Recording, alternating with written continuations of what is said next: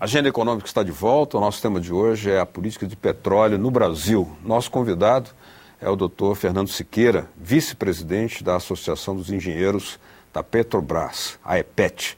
Participa do programa o jornalista Floriano Filho.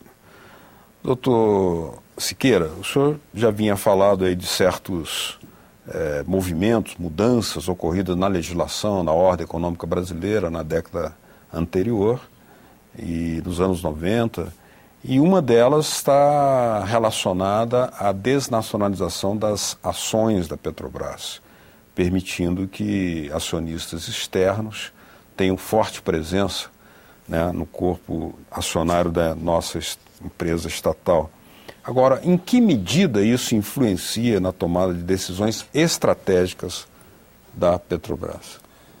Olha, Beto, eu acho que influencia bastante, inclusive porque todos os presidentes da Petrobras, trimestralmente, vão lá nos Estados Unidos falar para os acionistas, dar satisfações, são contestados, são questionados, né?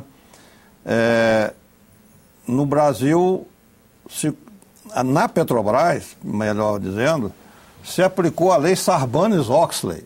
É uma lei feita lá no Senado dos Estados Unidos, com aquela quebradeira generalizada, né? Fizeram uma lei tão rigorosa que muitas empresas americanas deixaram de entrar na Bolsa por causa do rigor dessa lei. E a Petrobras começou a cumprir essa lei aqui, seguir essa lei, que eu acho que é uma quebra de soberania. Você seguir uma lei estrangeira, porque, na verdade, o Fernando Henrique vendeu, em 2 etapas, 36% das ações da Petrobras no mercado, na Bolsa de Nova York.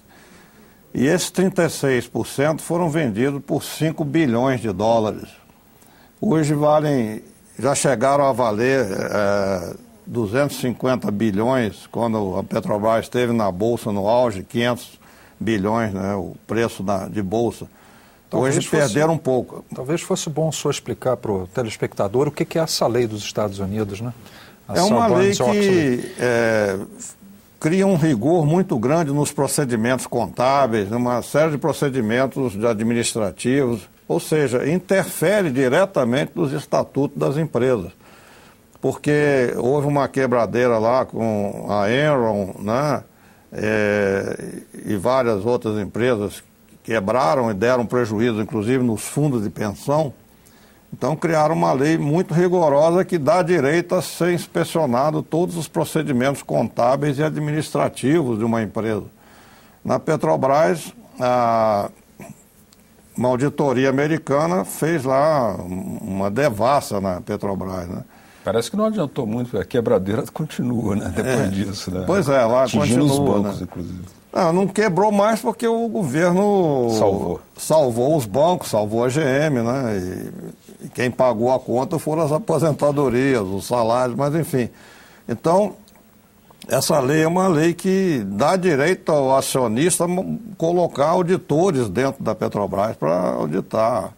PricewaterhouseCoopers agora é auditora na Petrobras, ela era, inclusive, está sugerindo providências administrativas de planejamento de longo prazo. Inclusive, nós detectamos um trabalho que, em termos de política de pessoal, era predatório, sugerido por ela. Então, essa lei interfere diretamente nos processos administrativos da empresa, que eu acho que é uma baita quebra de soberania, né? Tem alguma empresa de auditoria brasileira que também pudesse fazer uma auditoria lá na British Petroleum ou na Chevron ou numa dessas? Eu acho difícil, né?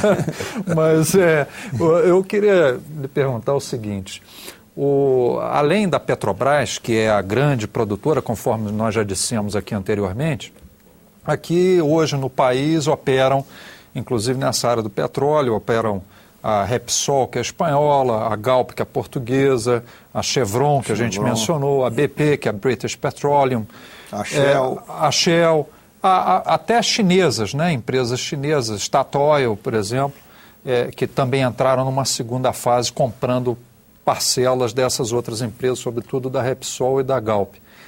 E foi anunciado recentemente pelo governo que vai manter o leilão para o ano que vem, para dar continuidade à concessão de novos campos aí para empresas transnacionais, não é?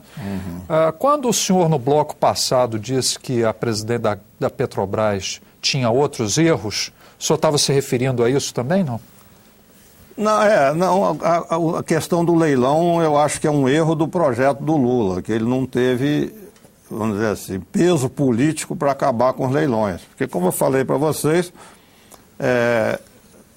tem 3 gargalos tecnológicos na exploração e produção de águas profundas, né? Uma é a perfuração, que qualquer petroleira contrata uma empresa das especialistas.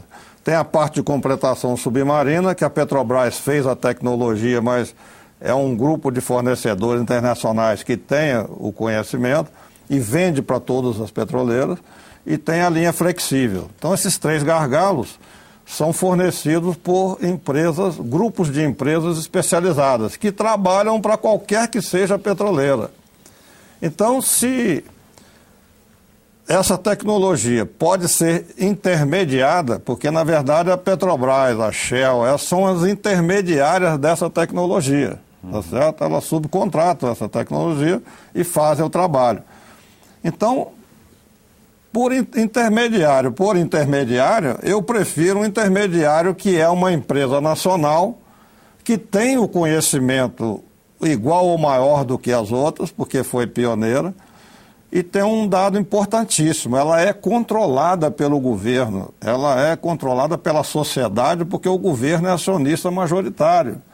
Então, ela não pode fazer essa avassaladora negligência com a segurança, como a British Petroleum, a Chevron, a Exxon, a Shell fizeram na Nigéria, porque ela tem um controle da sociedade. E essas empresas estrangeiras não têm controle de ninguém. Pelo contrário, elas controlam governos pelo mundo todo, principalmente onde tem reserva de petróleo. Então, eu acho que contratar essa tecnologia para explorar o pré-sal pode ser feito por qualquer petroleira. Agora, como brasileiro e como interesse nacional, eu acho que tem que ser por uma empresa brasileira controlada pela sociedade. Em cada momento, doutor Fernando, aparecem nuances em que a política do petróleo é, digamos, retratada de uma forma tal pelos segmentos, alguns segmentos da mídia, que não estão realmente de acordo com a realidade que o senhor está nos demonstrando aqui, né, com a experiência de uma vida inteira dedicada à Petrobras. Mas esse conflito com a informação não é uma coisa fortuita, porque se nós lembrarmos que em 1953, quando o ex-presidente Getúlio Vargas assinou a lei que criava a Petrobras, editoriais da imprensa brasileira já dizia que era uma loucura criar uma estatal de petróleo num país que não tinha petróleo, segundo os estudos feitos por institutos estrangeiros. Qual tem sido o papel da mídia, da imprensa em geral, em torno das definições da política de petróleo ao longo da nossa história? Você lembra que no período da pré-privatização, essa grande mídia, infelizmente, mais defensora do interesse estrangeiro do que do nacional, fez uma campanha insidiosa contra as estatais, contra a Petrobras. Só um exemplo, né? A Veja fez uma reportagem de 10 páginas batendo na Petrobras, entrevistou os diretores todos, me entrevistou como presidente da IPET e não saiu uma linha do que nós dissemos, só saiu pancada na Petrobras. Nós tentamos na justiça o direito de resposta, ela não aceitou.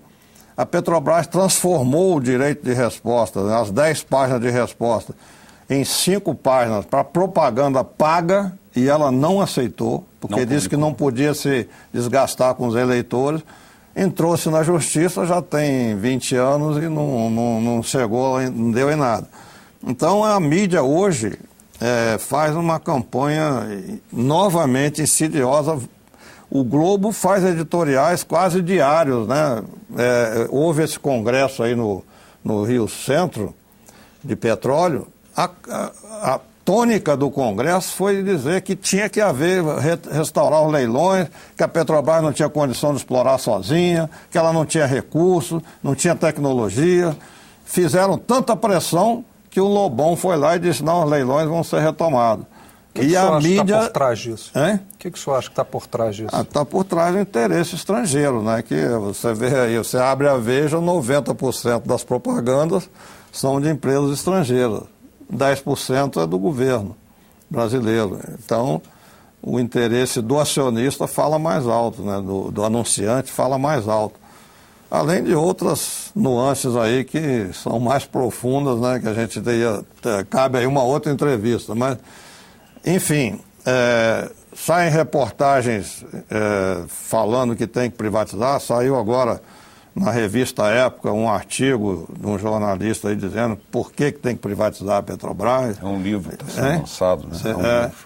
Exatamente. Então tem qualquer deslize que aconteça, tá vendo? A Petrobras não pode explorar. Enfim, tem uma campanha geral para denegrir a imagem da Petrobras e apresentá-la para a população como incapaz de produzir o pré-sal. Essa é a campanha, porque eles não se conformam de a Petrobras ser operadora única e do Lula ter restabelecido a propriedade do petróleo para a União. Porque o contrato de partilha, diferente da concessão, que era de quem produzisse, o de partilha retoma a propriedade para a União e ele paga a produção em petróleo, né? Então... Agora, qualquer pessoa minimamente informada sobre esse setor do petróleo sabe que deslizes e problemas ambientais vão acontecer em qualquer parte do mundo, inclusive em países que têm uma experiência equiparada do Brasil. Por exemplo, nos Estados Unidos aconteceu não só esse do Golfo do México, mas inúmeros outros casos de problemas ambientais na exploração do petróleo. Na Rússia já aconteceu, no Irã já aconteceu, enfim, no Alasca aconteceu. O delta do Rio Níger era uma riquíssima em biodiversidade, em produtos alimentícios, peixe e correlato, foi destruído. Hoje os nigerianos estão importando pescado para comer. Agora, uma questão que também fica nessa relação com as empresas estrangeiras operando aqui, inclusive acho que eu disse agora há pouco que a Statoil era chinesa. A Statoil é norueguesa, a chinesa é a PetroChina e tem outras duas também que têm vindo já para o Brasil e estão vindo pesado também para a América do Sul como um todo. Mas a questão desses grupos, desses consórcios que são formados, né? A Petrobras normalmente participa com 30%, ou dependendo do consórcio pode participar até com mais. E nesses futuros leilões, como é que vai ser? O leilão é o seguinte, pela regra nova, a nova lei 12.351, o leilão é feito, a Petrobras concorre sozinha ou em consórcio. Ela é operadora única, né? Então ela entra com 30% de investimento. Se ela perder a concorrência, né, o que ganhou, o consórcio que ganhou, tem que ser parceiro dela. Então ela entra com 30% do investimento, o chefe do consórcio entra com 70%. E aí na hora do que render também é dividido na mesma proporção. Então a Petrobras pode ganhar sozinha ou pode ganhar de sociedade com um outro chefe de consórcio estrangeiro. E aí? Em qualquer caso, ela é operadora e tem no mínimo 30%. Mas o que o senhor acha desse tipo de composição? O senhor acha que é positiva para o país?